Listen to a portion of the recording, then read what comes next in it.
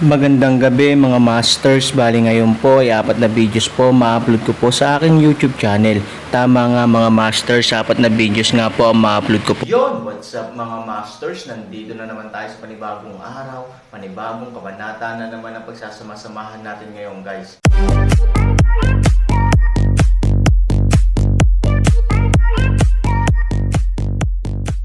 Bali mga masters, kung bago ka pa lang po sa aking YouTube channel, please click the subscribe button, lalong-lalo na po yung notification bell guys, para maging connected pa rin tayo sa isa't isa at maging updated kayo sa mga susunod ko pang video. Bali mga masters, bago natin umpisahan ng kwento ay mag-shoutout po muna tayo para sa mga solid nating tagapakinig. Yun na nga mga masters, no? Bali hindi na ito patagalin. In 3, 2, 1, let's go! Mga master, magbabalik tayo sa pag-upload ng 4 na videos everyday simula ngayon araw. Salamat sa solid na pagsuporta mga master. Kabanata 3,486 hanggang 3,490. Nang tumingin ang lahat sa Aaron, ang boses mula sa ward ang nagpatahimik sa silid. Ang mukha ng bawat miyembro ng pamilyang Su ay puno ng hindi paniniwala.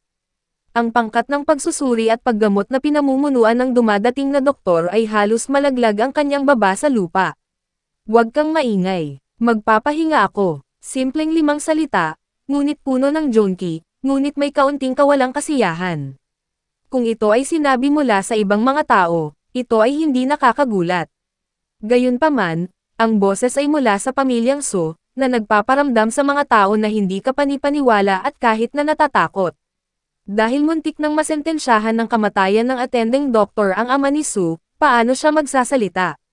Bukod dito, mas alam ng dumadating na doktor ang kalagayan ng matanda kaysa sa iba.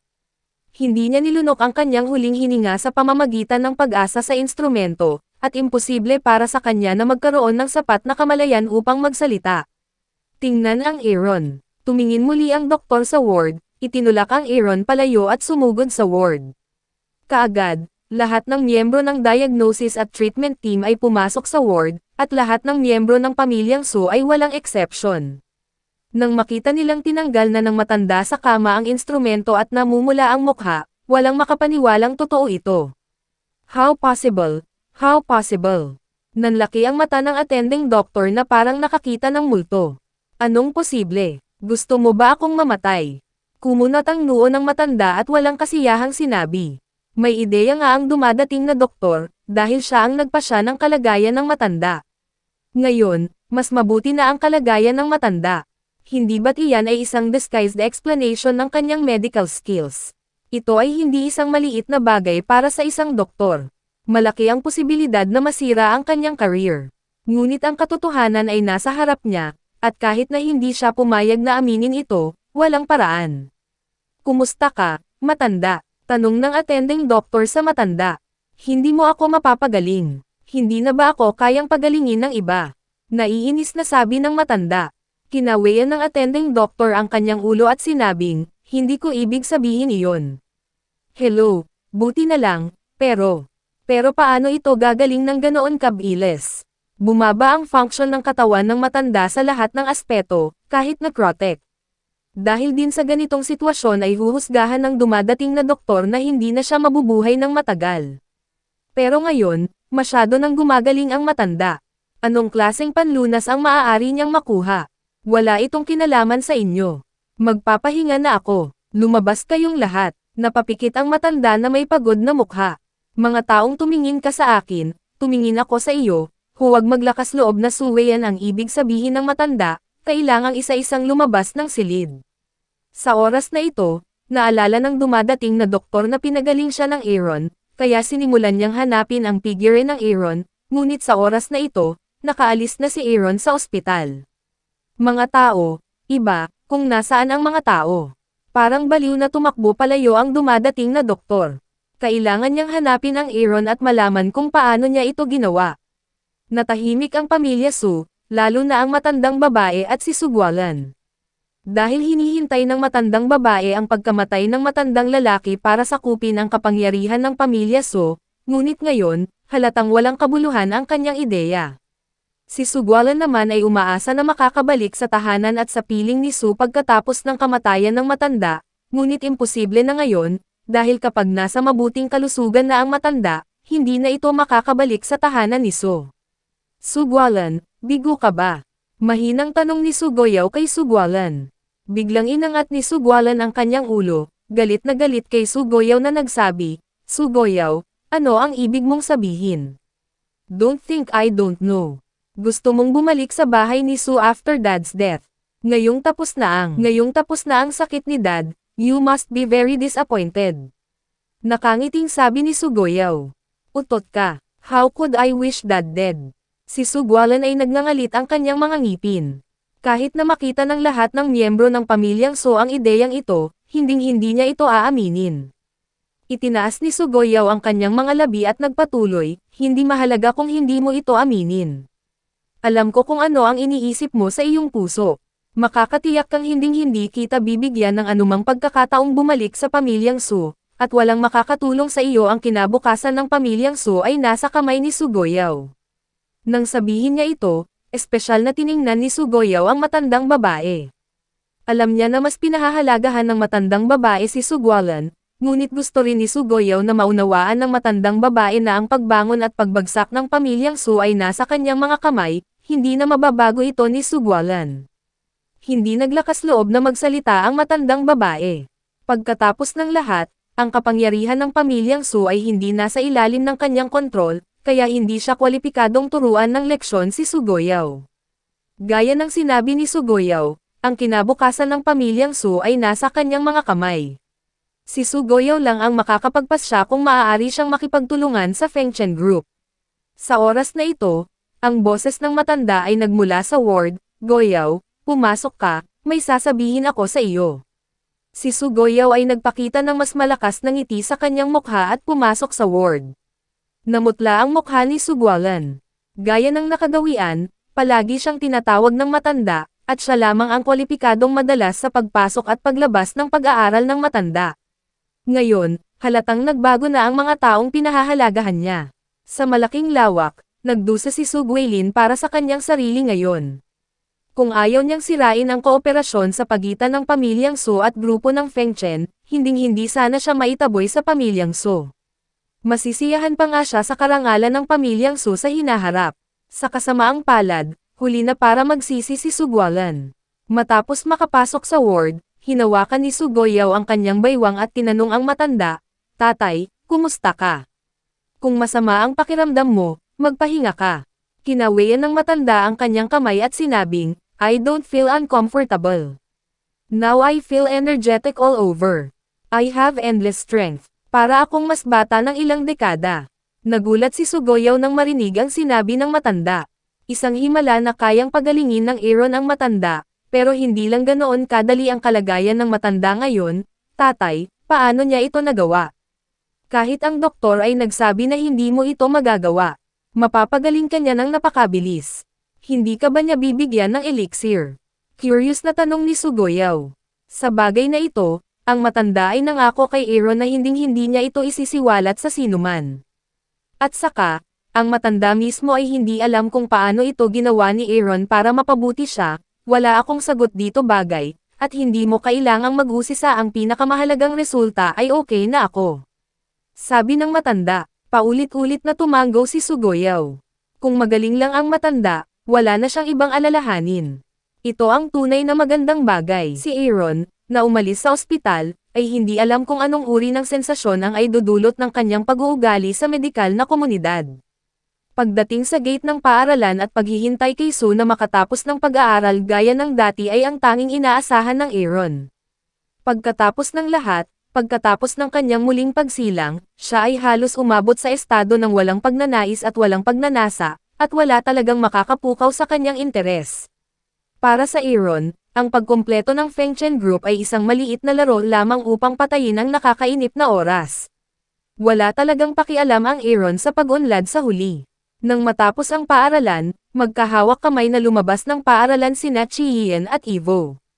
Makikitang napakalapit na ng kanilang relasyon ngayon, at tinatayang umabot na sila sa yugto ng magkasintahan.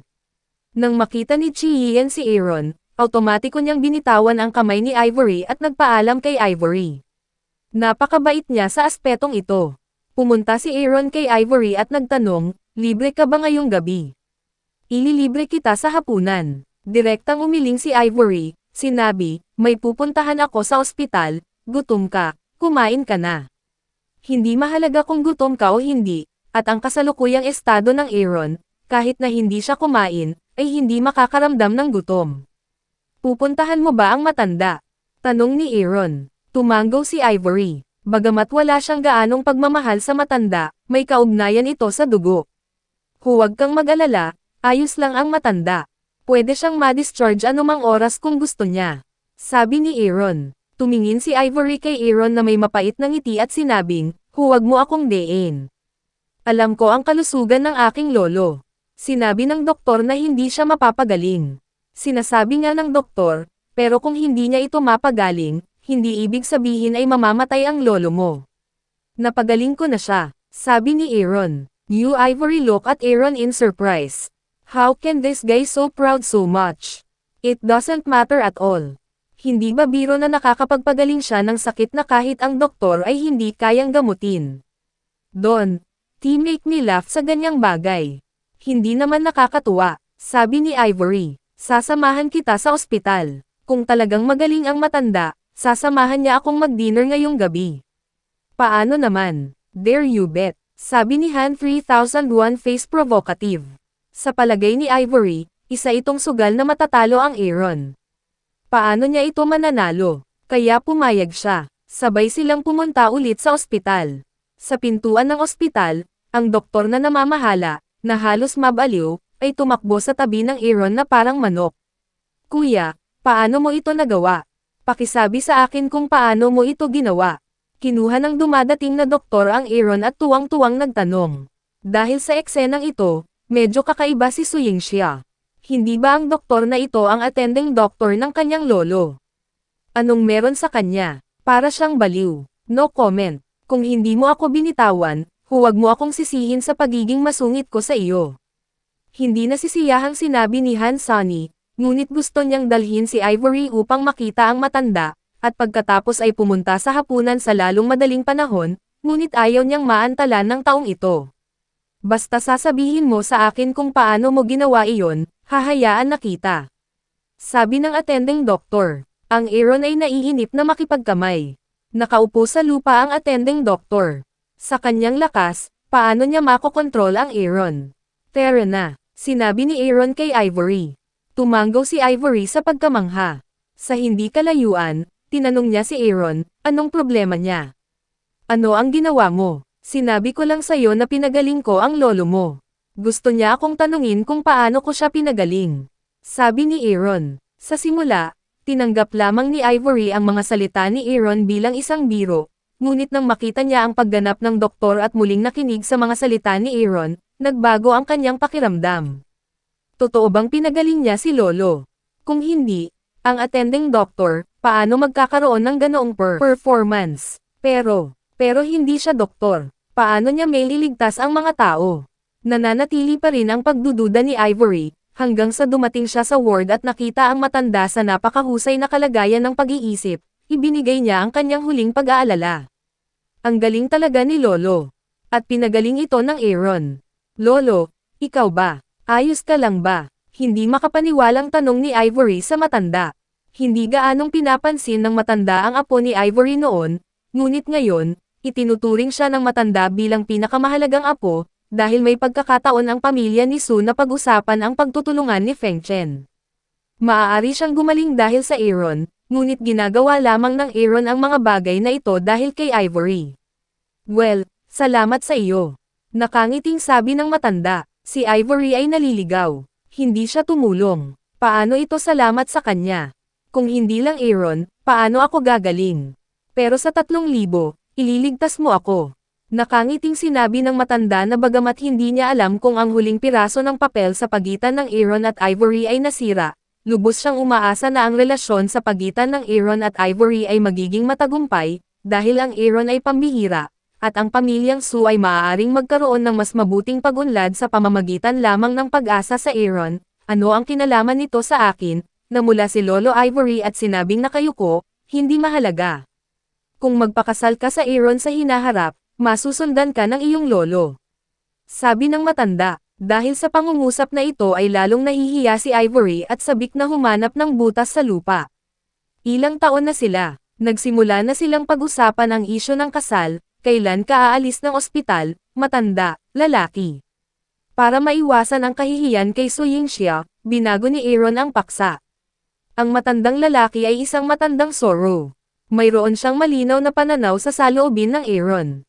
Tinutulungan niya si Ivory na makalabas sa pagkubkob, kaya hindi niya itutuloy ang paksang ito para maiwasang madagdagan ang cake, hindi magandang lugar ang ospital.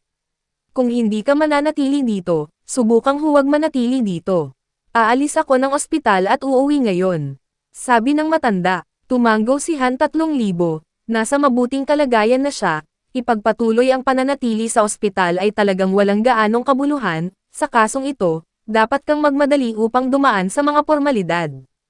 May gagawin pa ako, kasama ko si Ivory, sabi ni Aaron. Tumingin si Ivory kay Aaron na may pagtataka sa mukha at nagtanong, ano pa ba ang mayroon tayo? Hindi mo makakalimutan ang ating sugal.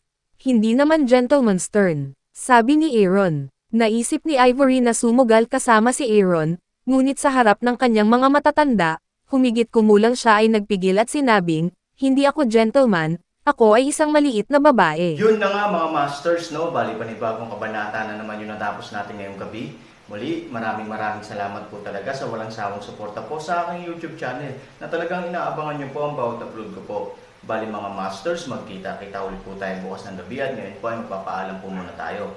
Bali mga masters, bye-bye!